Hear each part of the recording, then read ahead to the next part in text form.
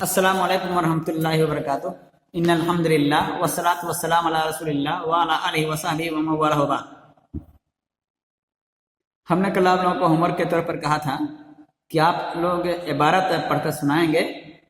ابھی بہت کم بچوں نے سنائے ہیں، آپ ضرور عبارت خوانی پر دھیان دیں، ورنہ آپ کو عبارت پڑھنا دشوار رہے گا، اور سنجیدگی سے کلاس کریں تو زیادہ بہتر ہے۔ جنہ ہوم ورک دیا جائے وہ ہوم ورک آپ کیا کریں ضرور۔ کل ہم نے آپ کو بتایا تھا کہ فعل میں کب مذکر کا صیغہ لایا جائے گا، کب مؤنث کا صیغہ لایا جائے گا۔ کل وعدہ کیا تھا ہم نے کہ آپ کو میں نمبر 1 نمبر 2 نمبر 3 کر کے پوائنٹ کے حساب سے بتاؤں گا۔ تو آج میں انشاءاللہ آگے پڑھنے کے بجائے یہی سبق، یعنی جو کل آپ نے پڑھا تھا کب مذکر کب مؤنث کا صیغہ لایا جائے گا، وہی انشاءاللہ دوبارہ آپ کو پوائنٹ کے حساب سے بتانا کی کوشش کروں گا۔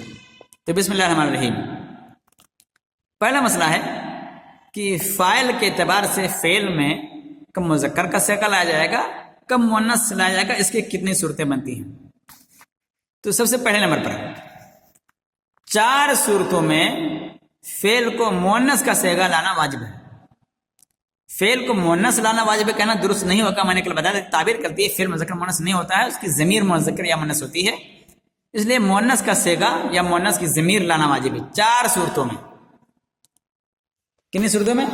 4 صورتوں میں فعل میں مؤنث کی ضمیر استعمال کریں گے۔ نمبر 1، فاعل مؤنث حقیقی ہو، اپنے فعل سے متصل ہو، یعنی دور دور نہ ہو، بیچ میں کوئی حائل نہ ہو۔ یہ نمبر 1 ہے، پہلی صورت۔ 4 صورتوں میں مؤنث لانا واجب ہے، مؤنث کا صیغہ یا مؤنث کی ضمیر۔ تو پہلی صورت نمبر 1، فاعل مؤنث حقیقی ہو اور فعل کے فوراً بعد آئے، جمع مکسر نہ ہو، جمع مکسر نہ ہو، جیسے سافرت فاطمۃ، سافرت الاختانی، سافرت المسلمات، چاہے واحد ہے چاہے تثنیہ چاہے جمع میں سافرت ہی استعمال کریں گے مؤنث کا صیغہ۔ تو نمبر 1 ہوا فاعل مؤنث حقیقی ہو، فعل کے فوراً بعد آئے، متصل ہو فعل سے، اور جمع مکسر نہ ہو، ایک صورت ہوگی نمبر 1۔ نمبر 2 ہے فاعل واحد یا تثنیہ مؤنث کی ضمیر ہو، یعنی فاعل اس میں ظاہر کے شکل میں نہ ہو، ضمیر کے شکل میں ہو، تو وہ فاعل وہ ضمیر خواہ مؤنث حقیقی ہو یا غیر حقیقی، لفظی ہو یا معنوی، جیسے خدیجۃ دخلت، الشمس طلعت، خدیجۃ دخلت، خدیجہ واحد ہے، مؤنث حقیقی ہے، دخلت میں ہی ایک ضمیر فاعل ہے جو خدیجہ کی جانب لوٹتی ہے، تو مؤنث حقیقی کی ضمیر ہے۔ الشمس طلعت مؤنث غیر حقیقی کی مثال ہے، ضمیر اس میں۔ الظلمۃ انتہت، یہ بھی اسی طرح سے لفظی۔ سعاد جاءت، اسی طرح اختایا تقرآنی، یدا کا تعملانی، الجوہرتان تلمعانی، زینبان تذہبانی۔ تو یہ دوسری صورت ہوگی، یعنی فاعل واحد یا تثنیہ یا مؤنث کی ضمیر ہو۔ اب وہ ضمیر خواہ مؤنث حقیقی ضمیر ہو، مؤنث غیر حقیقی ضمیر ہو، لفظی کی ہو، معنوی کی ہو، جو بھی ہو، اگر فاعل مؤنث کی ضمیر ہے تو فعل کو اسی لحاظ سے لائیں گے۔ نمبر 3، فاعل جمع مؤنث کی ضمیر ہو، چاہے وہ مکسر ہو، جمع مکسر، چاہے جمع مؤنث سالم ہو، جیسے النساء خرجت، النساء کی جانب ضمیر لوٹ رہی ہے، یہ جمع مکسر ہے، مؤنث کی ہے۔ النساء خرجنا، المجتہدات فازت،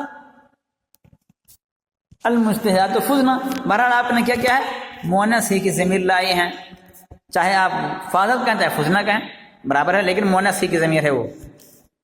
چوتھی صورت ہے فاعل جمع مذکر ہو، مکسر ہو، غیر عاقل کی ضمیر ہو۔ فاعل جمع مذکر مکسر غیر عاقل کی ضمیر ہو، جیسے الایام مضت، الایام مضت، الایام جمع مکسر ہے، یوم کی جمع ہے، مذکر کا ہے، یہ مذکر لفظ ہے الیوم، غیر عاقل ہے یہ، تو آپ کیا کہیں الایام مزہ نہیں کہیں گے، الایام مضت، مؤنث ہلائیں گے، مزنہ بھی کہہ سکتے ہیں اس کے لحاظ سے، جمع کے لحاظ سے، لیکن یہ مؤنث ہی رہے گا، مذکر نہیں ہلائیں گے آپ۔ تو ان 4 صورتوں میں فعل میں مؤنث کا صیغہ لائیں گے آپ۔ اسی طرح سے 4 صورتوں میں فعل کو مذکر لانا بھی واجب ہے، یعنی مذکر کا صیغہ آپ استعمال کریں گے۔ وہ 4 صورتیں کون کون سی ہیں؟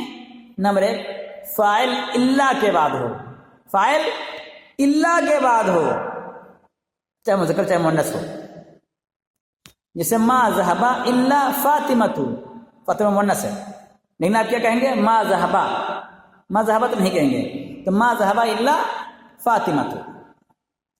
فاعل لفظاً مؤنث ہو اور معنن مذکر ہو، لفظاً کیا ہو؟ مؤنث ہو اور معنن مذکر ہو، جیسے حمزہ طلحہ، جاء طلحہ، جاء طلحہ تو آپ نہیں کہیں گے کہ لفظاً مؤنث ہے، تانیث پائی جاتی ہے آخر میں، جاء طلحہ۔ فاعل نمبر 3، فاعل جمع مذکر سالم ہو، جیسے قال المسلمون، جمع مذکر سالم ہے، تو آپ ظاہر سی بات ہے فاعل کو مذکر کا صیغہ استعمال کریں گے۔ اور نمبر 4 ہے فاعل واحد یا تثنیہ مذکر ہو، جیسے جاء رجل، قام مسلمان، طلع البدر وغیرہ۔ تو ان 4 صورتوں میں فعل کے لیے مذکر کا صیغہ لانا واجب ہے۔ البتہ 5 صورتوں میں فعل کو مذکر یا مؤنث دونوں استعمال کرنا جائز ہے، اختیار ہے، چاہے مذکر استعمال کرنا چاہیں مؤنث استعمال کریں۔ پہلی صورت ہے فاعل مؤنث حقیقی یا مؤنث لفظی ہو، فاعل کیا ہو؟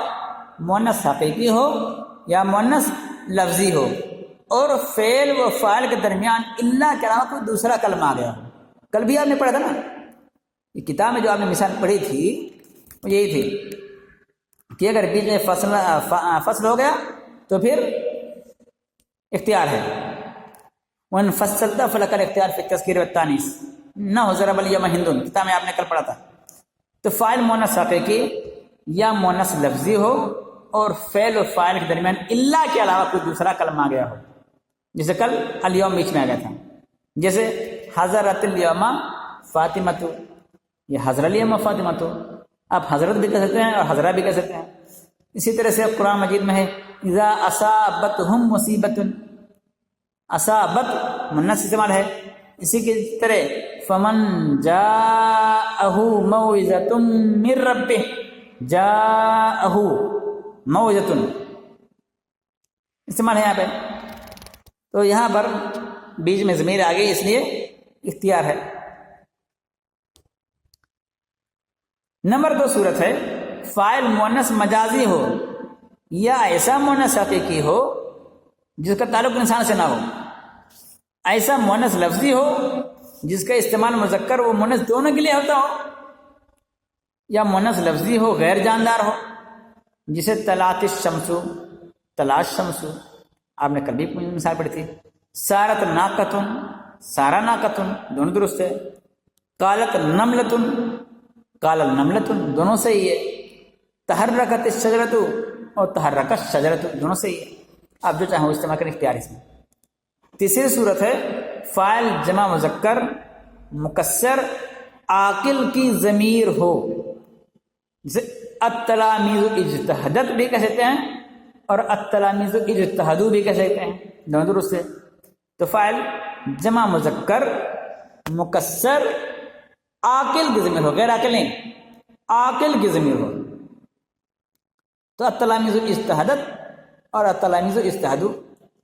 چوتھی صورت ہے فاعل جمع مکسر ہو، مذکر ہو چاہے مؤنث ہو، فاعل کیا ہو؟ جمع مکسر ہو یا اس میں جمع ہو۔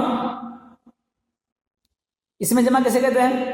اس میں جمع وہ اسم ہوتا ہے جو 2 سے زیادہ پر دلالت کرے مگر اس کا صیغہ جمع کے وزن پر نہ آتا ہو، جسے قوم، خیل، ابل سب کیا ہے؟ اس میں جمع ہے. تو اس میں جمع ہو یا اس جنس سے جمع ہو.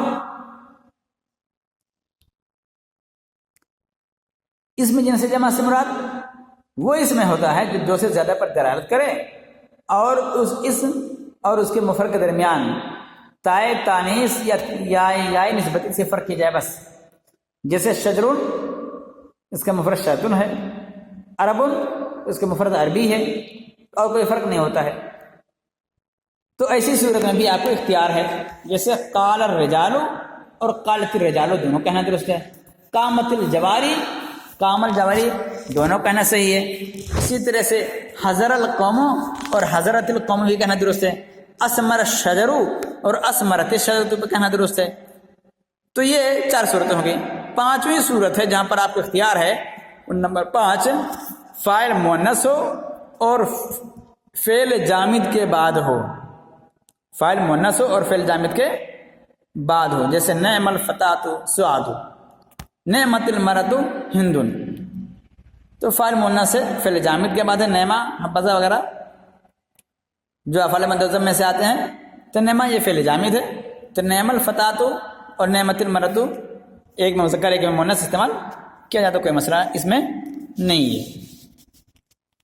تو یہ کل 5 صورتیں ہو گئی جہاں پر فعل کو مذکر کا اور مؤنث کا دونوں کا صیغہ لانے کا آپ کو اختیار حاصل ہے.